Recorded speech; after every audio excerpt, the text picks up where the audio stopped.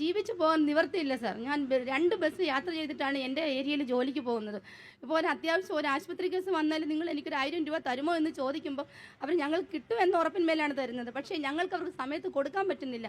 ഇപ്പം ഗവൺമെൻറ് പറയുന്നുണ്ട് വിവാഹ പ്രോഗ്രാം വിളർച്ചയിൽ നിന്ന് വളർച്ചയിലേക്കെന്ന് പറഞ്ഞാണ് ഞങ്ങൾ ആശാപ്രവർത്തകരെ അതിനുവേണ്ടി നിയോഗിച്ചിട്ടുള്ളത്. പക്ഷേ ഞങ്ങളുടെ വീടുകളിൽ അടുപ്പ് പുകയുന്നില്ല. ഇപ്പം സമരപ്പന്തലിലെ കഞ്ഞി ഉള്ളതുകൊണ്ടാണ് ഞങ്ങൾ ജീവിച്ചു പോകുന്നത് സാർ. ഞങ്ങളുടെ കുഞ്ഞുങ്ങളെ സമയത്ത് പോറ്റാൻ വേണ്ടുന്ന പൈസ ഞങ്ങളെ കഷ്ടപ്പെട്ട് പോറ്റി വളർത്തിയ മാതാപിതാക്കൾക്ക് ഒരു നേരത്തെ മരുന്ന് വാങ്ങണമെങ്കിൽ എൻ്റെ അമ്മ എന്നോട് ചോദിക്കും, മക്കളെ പൈസ വന്ന് അമ്മയ്ക്ക് മരുന്ന് തീരാറായി.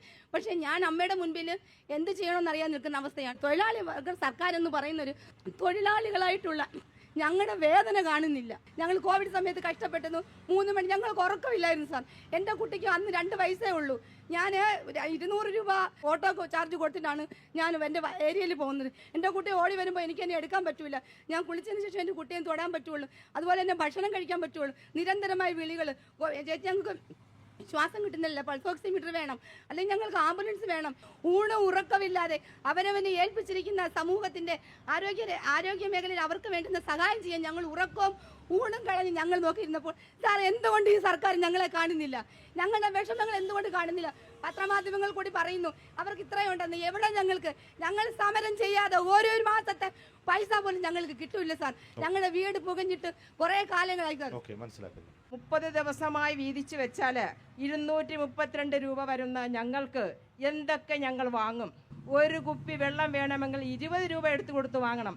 ഞങ്ങൾക്ക് കിട്ടുന്ന 230 രൂപയിൽ നിന്ന് ഒരു കുപ്പി വെള്ളം വാങ്ങിച്ചു കുടിച്ചാൽ പിന്നെ അതിലെത്രയുണ്ട്?